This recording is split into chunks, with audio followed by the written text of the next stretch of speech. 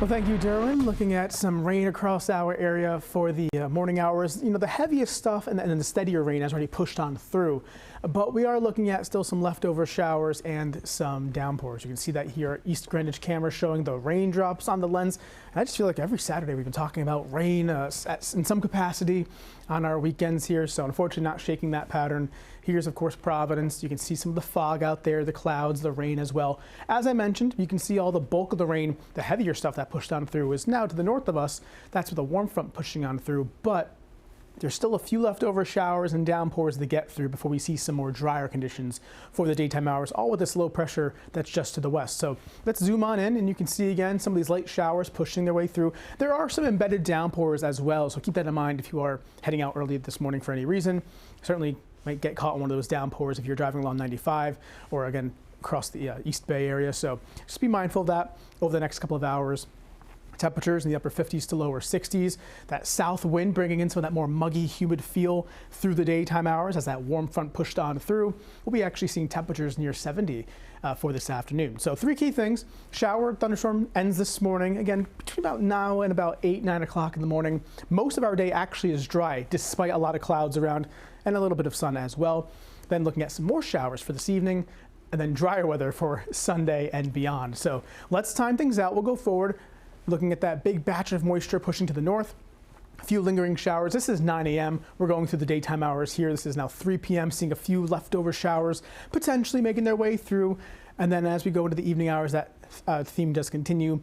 I'm thinking though late at night, after midnight towards tomorrow morning, we'll be seeing those drier conditions. 7 a.m. Sunday, seeing some sunshine as well.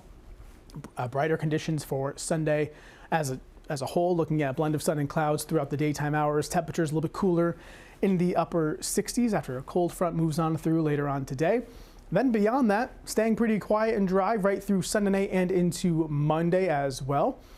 Monday morning, heading back to work and school here, seeing bright skies, sunshine, and really no weather concerns taking us into next week. And in that 7-day forecast, we'll be actually tracking some summer-like conditions for the middle and end of next week. So we'll see that in just a moment. Today's forecast, though, as I mentioned, upper 60s to near 70.